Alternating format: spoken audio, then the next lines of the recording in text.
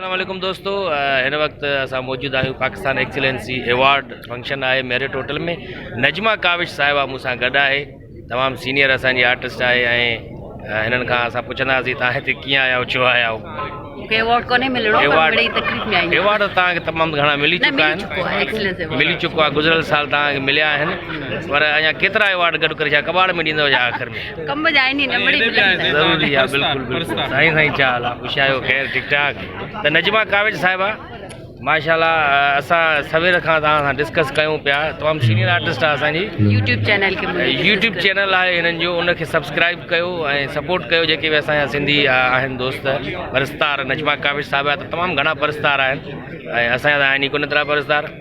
असां अपील कयूं था तव्हां दोस्तनि खे, हिननि जे चैनल खे, नालो छा आहे चैनल जो मैडम?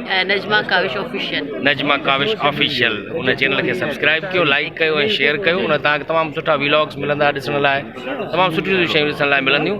ऐं नजमा काविश जेका आहे उहा असां सां गॾु हिकिड़ी फिल्म बि करण वारी आहे, तव्हांखे ॿुधाईंदा हलूं।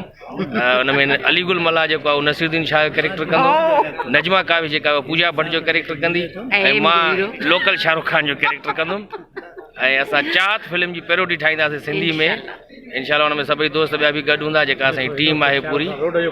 सो ज़रूरु जेको आहे न इहा फिल्म तव्हां ॾिसिजो अनकरीब, जेसि ताईं नजमा काविश साहिबा असांखे टाइम ॾिए, छो बिज़ी आर्टिस्ट आहिनि तमामु ज़बरदस्त।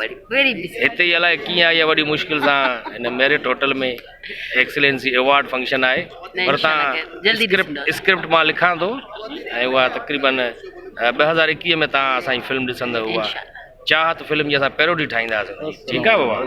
दोस्तों, जेकॾहिं तव्हांखे हीअ वीडियो क्लिप पसंदि आई आहे त सब्सक्राइब कयो, लाइक कयो ऐं शेयर कयो, ऐं हा, बेल आइकन जो बटन ज़रूरु दॿाईंदा।